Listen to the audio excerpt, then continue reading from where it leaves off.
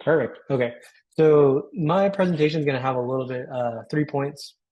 Um, we're going to start by kind of me introducing myself, explaining like what got me passionate about this topic, running stronger, exercising stronger. I'll break down an example, gear it more towards injury prevention as well as running for the long term. Give you guys some actionable steps that you can do now, and then I'll have a bonus at the end. Goals of today is really to show you guys how to identify your weaknesses or show you how you can find out your specific muscle imbalances. I'll show you specific tests. Then executing specific strength training geared towards if you're a runner, if you're doing those winter sports, the skiing, snowshoeing, all of that. And then how to run for the long term. I mean, all of us want to be able to exercise, work out well into our 60s, 70s. And that's really what my goal is for all of my clients. So again, I'm a doctor of physical therapy. I'm out here in Southern California. I've been doing this for about 5 years, and I've helped over 500 runners get back to doing what they love. All right. So why I'm so passionate about this is because I myself was stuck with knee pain for from 2017 to 2020. Frustrated, burning out from running, trying this, trying that, and being told by like experts that I should just give up running, which is pretty frustrating. So 3 years of being frustrated, annoyed, thinking like maybe I should just give in, like stop running because this is what medical professionals are telling me. And then yeah, this is me. Pretty frustrated. Limped across the finish line at Surf City back in 2020. So yeah, this is what really inspired me to really shift gears. Got into physical therapy school and created a different framework that really worked for me and is continuing to work for others. So created this DLR method that really goes into like 3 points that I want to cover today.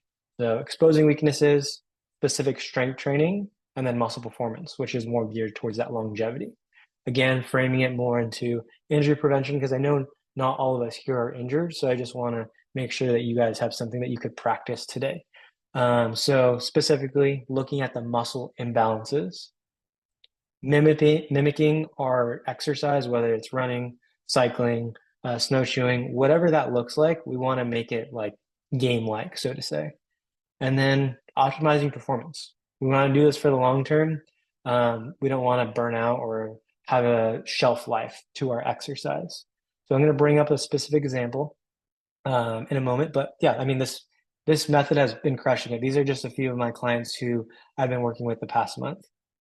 So here's the framework again, and I'll be getting into that example. Okay, so here's me first. The test that I wanted to bring up that really shows us like where our muscle imbalance is that we can implement today is a single leg stance.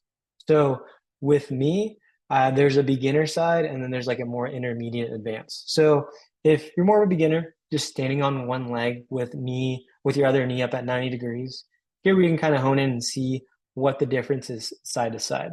We want to look at, is our trunk leaning one way? Is our hip dropping? Do we have a little bit of just instability in general? And where do we feel our muscles working the most? If this is pretty easy, we can always progress to a single leg squat. Again, looking at those same key movements or key movement faults and comparing it side to side. So you got the single leg stance or the single leg squat.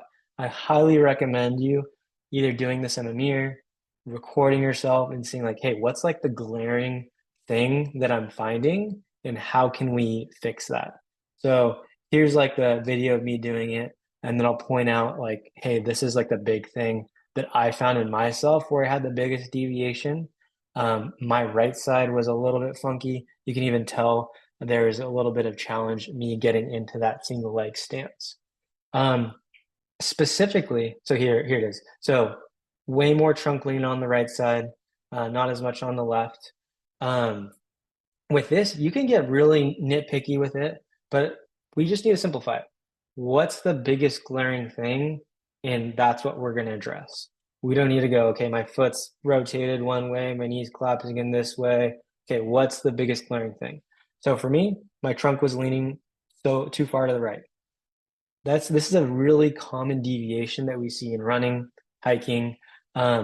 Typically, that side that we're working on is going to have that deviation, showing us whether it's a hip or quad stability or strength issue. That's the reason it's deviating. So that was the big point in my example. And I'll get into another example so I can show you, hey, sometimes it's not just a strength issue. Sometimes it can also be a mobility issue. So single leg squats, huge importance, especially with running any single leg exercise. If you can master it in single leg, every exercise or movement activity is going to be significantly easier. So that's a huge part of my program and what I'll be showing you guys today. Um, Everyone who's exercising should really be able to do 10 single leg squats with little to no deviation. So that's the goal or the framework that we want to work towards. So this is an example of one of my clients that I worked with previously. Olivia, she came to me with knee pain. So same framework. I looked at her single leg stability, her single leg squats specifically. Um, as she was doing this movement, of course, she had knee pain, but we also had some ankle involvement. So she was a little bit limited in her depth, causing because of her ankle. And we wanted to make sure that that was the key point. So we looked at it further. Again, major key points, trunk lane, hip drop, muscle engagement. These are the things that we're looking at. Once you find that, you know how to fix it or you know how to prevent the injury from occurring. So for her, specifically looking at her ankle mobility, we looked at a knee to wall test. So good side, you can see that her knee is clearly getting over her toe. No real issue there. This side, or her painful side, knees maybe an inch or two over the toe. So yes, her knee pain or knee was an issue, but it was really like masked behind her ankle mobility. So with her, we just gave her an ankle drill, started working on her mobility so that way she could get that depth that she needed. So the strain wasn't all just in that knee. Reassessed, better, less knee pain, more depth. And this is a good example because it just goes to show like, hey, there can be a bunch of missing pieces or things that were being hidden previously that we need to address. So this lays a good firm foundation. Could I have given her hip and knee strengthening? Could she have gotten a little better? Probably, but it would have kind of had setbacks because we didn't address the underlying issue. So when you go home and do that single leg stability or single leg squat, really pay attention. Okay, am I feeling this more in my knee? Feeling it more in my ankle? How can I distribute my weight a little bit better so that way it's more even and I'm setting myself up for success when I get into that activity? So step two, specific strength training. Um, Strength training is super important, but it doesn't have to be complicated. We want it to be sustainable, 3 to 5 times a week. Even starting with three is perfect. Our goal again is to progress towards that single leg squat, but we got to have a baseline, and we'll get into a specific protocol or specific exercises to work towards that single leg squat. Um, Exercises should be challenging. There should be a good progression every 1 to 2 weeks to make sure that you're pushing the needle forward and you're actually getting stronger. Like I said, doesn't have to be complicated. 3 to 5 exercises. I'm going to give you guys that today so you can take action, but shouldn't take you more than 20 to 30 minutes, maximum efficiency. Um, this shouldn't really take away from what you want to be doing, running, skiing, very quick to the point. So for back to our example with Olivia, she was struggling with a loading phase during that squat. So the perfect exercise for her was a curtsy squat. And I'll give a little background. This wasn't given on day one. The squatting was pretty painful. We still need to work on her ankle mobility, but this is like the next phase that we got into that allowed her to improve her squat as well as her that moment where she was landing and absorbing as she was running. Good because we can unload some of the leg with that arm support, but we're still getting that single leg squat. Cool. And then step three, optimizing performance. We want to do this for the long run. We want to get stronger, faster, be able to exercise for longer. For me, eliminating knee pain or preventing knee pain from starting isn't good enough. Like you, despite your age, you can continue to improve, whether it's time, whether it's distance. This is something that you can definitely get better at. So the way that we can do this is by adding plyometrics. Plyometrics are going to give us that muscle power and endurance that we need, so we can continue to get stronger. And running or jumping can be kind of hard to start with. So what I start with clients is pogos, very low barrier to entry, quick, light hops, getting more comfortable, going in from double leg on this side, going into single leg. The goal for the plyometric phase is to go from pogos to single leg hops. So this is where we're basically going from one leg to that same leg. And we'll be getting into,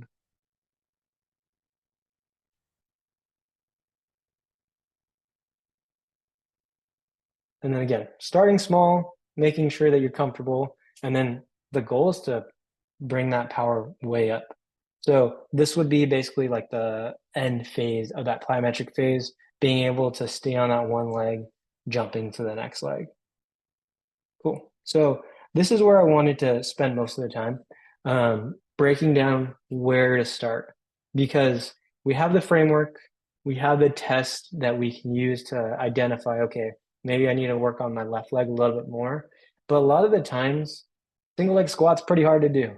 Like, I don't know a lot of people who can do 10, 15 in a row without having a lot of deviation or without like needing to hold on to something. So I'm going to give you somewhere where you can start today. Um, and then the other issue that comes up is time. Like, I'd rather be running, I'd rather be skiing, I'd rather be doing something else. I don't want to do my exercises because they're boring, right? So 10, 15 minutes, get in, get out. That's what I want to show you guys today. Um, the biggest actionable step that you can take today, other than that single leg stability test, is having a proper warm up. And there's a lot of different warm-ups or different schools of thoughts for warm-ups. Previously, static stretching, that was found to be not very good, more dynamic stretching. But at the end of the day, we wanna we want to activate the muscles that we're going to be using. I know it's very silly to say, like it's very obvious, but I mean, how many times have you seen people like just doing quick high knees, butt kickers, like that's fine, but we want to get our muscles to like fire and be ready to run or to work out for hours. So we want to work out those prime muscles or movers. We want to work up our sweat, get our heartbeat rating or heartbeat up, and then we want to feel ready to exercise. There's nothing worse than getting into a workout where you're cold, could potentially lead to an injury or just like a bad workout overall. So I'm going to show you guys very simple 3 movements that you can do that's going to take you about 6 minutes. Okay, so here's my example.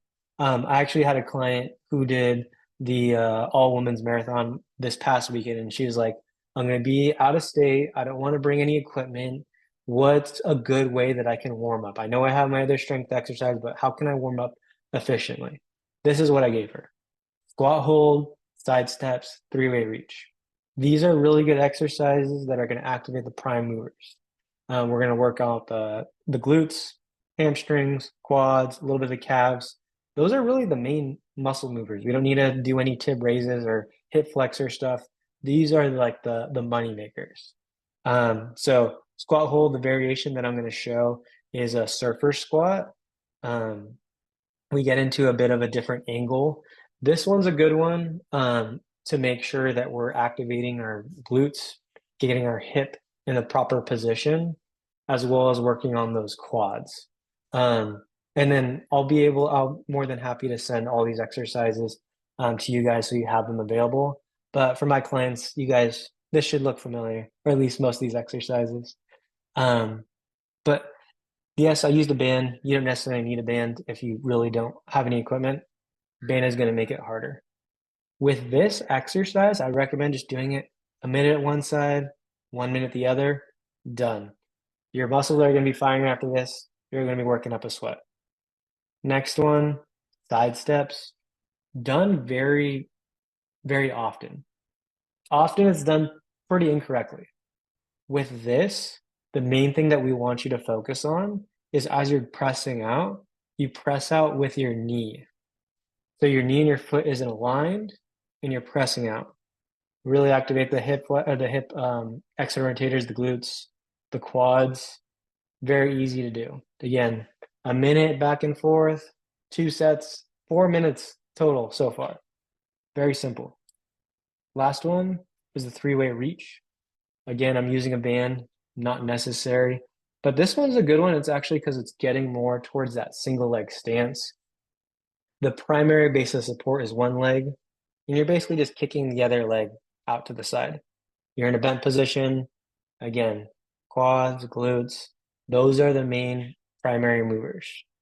1 minute on one side, 1 minute on the other, total of 6 minutes. So this is what I mean by the warm-up doesn't have to be complicated. Strength training doesn't have to be complicated. This is 6 minutes that you can implement like tomorrow before your workout that's significantly going to reduce your injuries. Okay, cool. So this is a nice, easy warm-up. I would say that's a little bit more on the beginner side. So something that no matter what level you are, you can implement this tomorrow. If you're starting to get into more intermediate phase, you want to build the strength. We want to progress more towards the single leg squat. These exercises are going to be for you. Again, a 3 exercise series that we can implement. So we got the staggered squat, RDL, Captain Morgan. So these are 3 exercises that are getting more towards the single leg stance. And you're going to need a lot more stability or a lot more strength to do compared to the warm-up exercises. So first one, staggered squat. I am a huge fan of this exercise because it really gets you to bias your back leg when you're going into a squat. You can't really emphasize the weight on the front leg because you're literally leaning backwards. This is also good because you can bias more of your back leg as you progress. This is exactly getting into that single leg squat.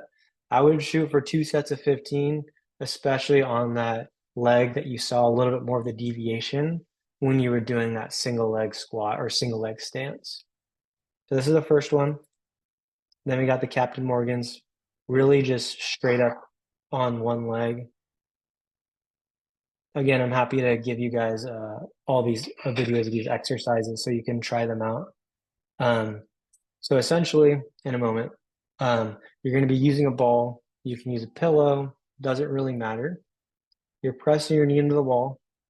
This is really going to activate the glutes on the right side. Standing leg is where all the stability is coming from.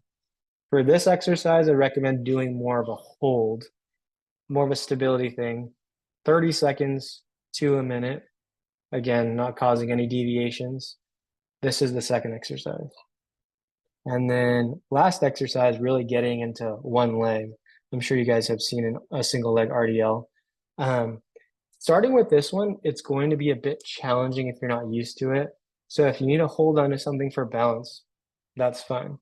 But you're standing on one leg, that leg is slightly bent, and you're typically just going to be hinging from your hips. Bring your leg straight back, coming back. Similar to the staggered squat, I recommend 2 sets of 15 for this one. So we got 3 exercises that we can implement for a warm-up, 3 exercises that we can implement more towards that strength building that you could start even tomorrow. But sometimes people are still worried, right? We have the strength, we have stability, but how can we create a plan or work on a plan that's sustainable and you're not going to run yourself into the ground or you train yourself into the ground? So we got the beginner side, the intermediate / advanced. So if you're newer to running or if you're newer to any exercise, whether it's hiking, there's intervals. So you can do intervals 1-to-1 ratio, meaning 1 minute on, 1 minute off. So this could mean you're running for 1 minute and you're walking for a minute. This could mean you're hiking uphill for a minute, then you're doing flat for a minute.